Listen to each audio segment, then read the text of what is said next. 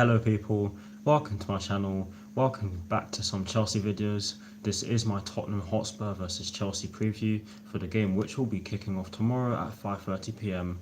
UK time.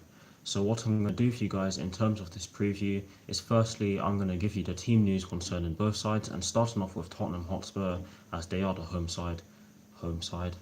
I'll give you the Chelsea team news, and then the second part of this preview will obviously be my lineup, which will be based on the team news I have given you, and as always, we're broken down into the formation and then the personnel. And lastly, I'm going to give you some predictions, although this time I'm not going to give you Google's probabilities as I haven't managed to find any. So this time I'm going to give you Paul Merson's score prediction, my score prediction, and some of Sky Sports betting odds. So without further ado, let's get straight into this preview.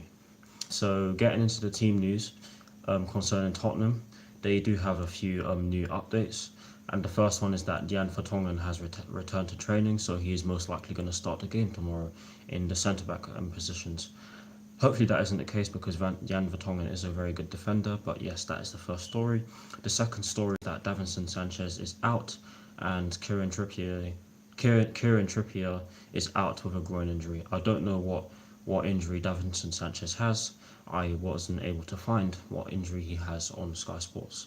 So yeah, that's the second story, and the third and final story concerning Tottenham is that Moussa Dembele is in Qatar on a rehabilitation course for an ankle injury in which he sustained possibly during the international break. I don't know, but that's the team news concerning Tottenham Hotspur. Moving into the Chelsea team news, no real updates, and that's actually the first thing. There are no new injury updates. And the second story concerning the Chelsea team is that Mateo Kovacic is available for selection after recovering from a muscle injury which was sustained during the international break. So that's all the team news. I'm going to give you my lineup now based on the team news I have given you, and starting off with the formation, it is obviously going to be a 4-3-3 as that is Maurizio Sarri's preferred formation. He's tried other formations in this sort of attacking style, and he said that it doesn't work with any other formation. So yeah, 4-3-3. Getting into the personnel now. I've gone with Kepa in goal. I don't see any other keeper starting.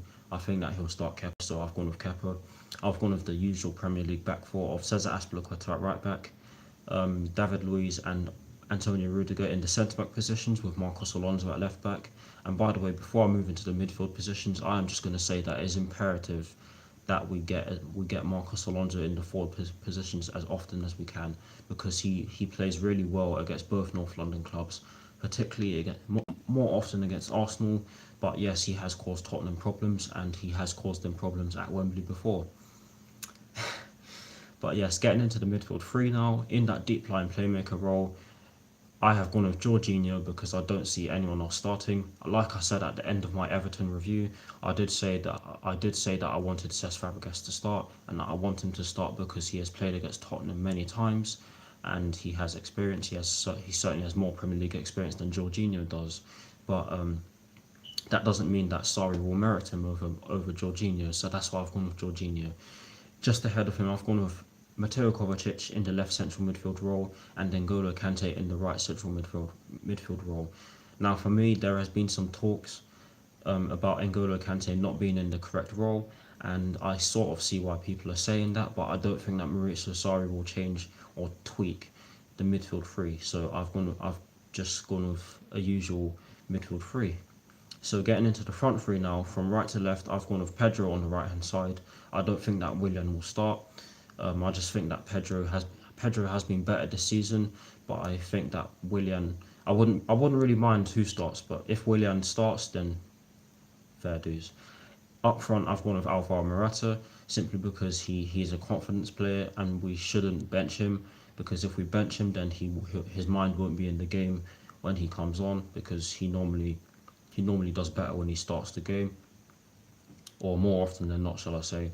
But again, if Olivier Giroud starts, then I guess Maurizio Sarri sees more in training than what we see overall. So can't really, I don't know, but that's what I've gone with. I've gone with Alvaro Morata up front. Now on the left hand side of that front three, we can all guess who I've gone with. It has to be Eden Hazard on that left hand side. I think it's imperative that he plays as well, just like Alonso, because we are much better down our left hand side than we are down our right hand side. And if Eden Hazard is not on our left hand side, then it's safe to say that we'll have to go straight through the middle, which is something we're not particularly at the moment. But yes, to recap the lineup: Kepa in goal, a back four from right to left of Cesar Azpilicueta, Antonio Rudiger, David Luiz and Marcos Alonso, a midfield three of Jorginho in that deep line playmaker role, with Mateo Kovacic and N'Golo Kante just ahead of him, almost butchered his name there, sorry, and in the front three again from right to left of Pedro, Alvaro Morata and Eden Hazard. Now that lineup, and to conclude this preview, I am going to give you the predictions, and starting off with Paul Merson's score prediction.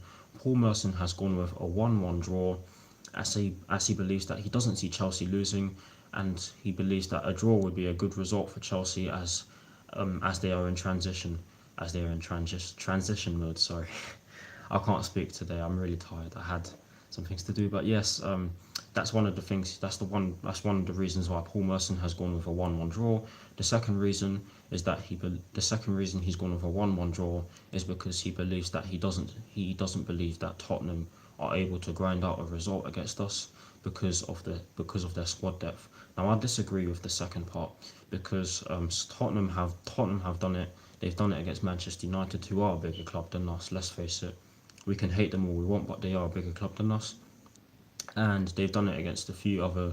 They've pulled some results out of the bag. So there's nothing that says that they can't beat us, because Tottenham have some really good players. They have some world class players like Son, Harry Kane, and Christensen, Eriksen, Lucas Moura, Dele Alli. They have some world class players, so if you give them time and space, then they will cause us trouble, as we should know by now, because Dele Alli and Christian Eriksen always score against us. But yes, I disagree with his second point. Based on the summary notes I've made, I disagree with the second point. But moving into Sky Sports probabilities, and starting off with Tottenham Hotspur, in terms of the odds, they've gone with a 17-10 betting odd for Tottenham Hotspur. So that's what they think. That's what you'd get if you win. Say if you had to put £10 on, you'd get £17 back if Tottenham won. If it was a draw, for a draw they've put a 5 to 12. So if you put £5 on, you get £12 back if the game ends in a draw. And if Chelsea win, if you put £4 on a Chelsea win, you get £6 back if Chelsea won. So Sky Sports clearly believes that Chelsea are the favourites. So hopefully we prove their probabilities correct. But yeah, I slightly butchered that. I'm normally used to giving you the probabilities and percentages, but that's how I've had to do it this time around. Hopefully I'm able to find Google's probabilities again next week for our game against Fulham. But now for my score prediction, I have gone with a 1-1 draw, as I believe that it will be a very close contest, particularly in midfield, as both sides have very strong midfield players in terms of technical ability, strength itself, pace. You know what I'm talking about. So it's going to be a very hard one, but there's nothing that says that we can't win. If we do win, I think it will go down to the wire. I don't necessarily think that will be the best performance, but it would be nice if Chelsea do put in an excellent performance and beat Tottenham Hotspur at Wembley yet again. My second reason for going with a 1-1 draw is the fact that we have a few issues in our front three. The most obvious one being that our wingers don't seem to be passing to Alvaro Morata or crossing the ball into him. He has been making some good runs, and the ball just hasn't been going into him. But that's not to say that it's all our wingers' fault, because Alvaro Morata has also been guilty of not making the runs. So it's all of our front three players' fault. That's the second reason. And the third reason is that Tottenham have been making a few mistakes in the midfield, which have allowed opposition teams to counter, although they haven't been successful. So a bit lucky on their part, but it's really hard to call.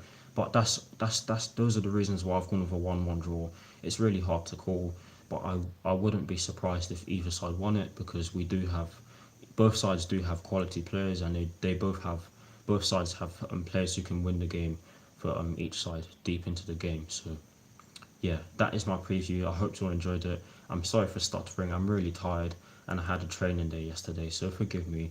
I will be doing a combined 11 shortly, and I will be doing an opposition preview shortly, so stay out for those. And then tomorrow, I will be doing my 7 favourite goals against Tottenham Hotspur, or maybe I'll change it up a bit and do something else. We'll have to see. And then, as always, I will be doing my 4 things in which I believe Chelsea have to do against Tottenham Hotspur. So that is the end of it. I hope you all enjoyed it. I'll see you all very soon, where hopefully Chelsea beat Spurs at Wembley yet again. Come on, you Blues, and peace. Please beat Tottenham. Please beat Tottenham.